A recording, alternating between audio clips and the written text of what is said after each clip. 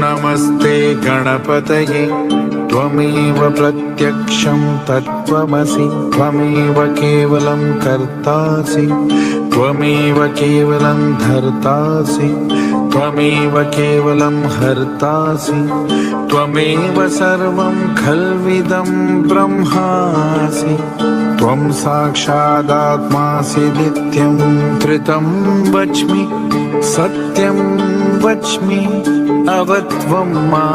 अवभक्तारम् अवश्रोतारम् अवदातारम् अवधातारम् अवानुचानम् अवशिष्यम् अवपश्चातात् अवं पुरस्तात् अवोत्तरात्तात्